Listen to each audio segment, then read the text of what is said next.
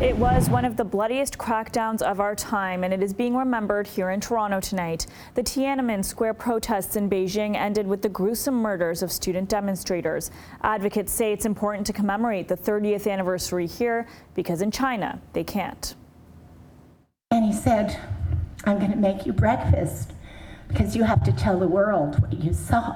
Emotions running high as one journalist recalls what it was like being there that devastating day in Beijing 30 years ago, when students were slaughtered while peacefully calling for democracy, freedom of speech, and freedom of the press. Those memories of those days and all the things we did are very, very clear. And every anniversary, I just relive it. The gut-wrenching sights and sounds are engraved in her memory, and while it's hard to relive and share the stories, she says it is her duty. Because in China they can't. It's up to us to remember. They're not allowed to.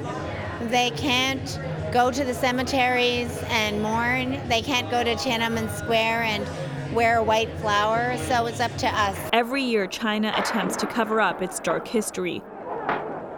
When Communist Party leaders used force to stop the protests they called a political threat. With 300,000 troops, they killed demonstrators and bystanders on the morning of June 4th, 1989. China has never even released a death toll, but it's estimated to be in the thousands. Any kind of commemoration is banned in the country, leaders even rolling out a sweeping censorship campaign online every year ahead of the anniversary. Thank you very much.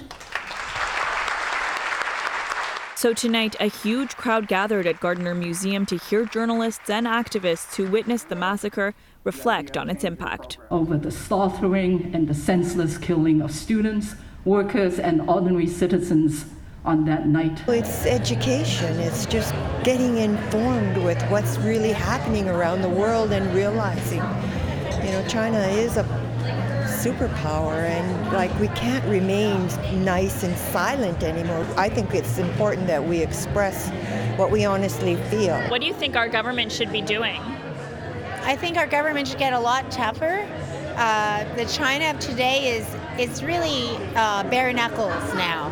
And we have to stop pussyfooting around and worrying about whether we're going to offend them. We have to get really tough, and we have to say things. We're not saying things. We need to be much blunter when we're dealing with China.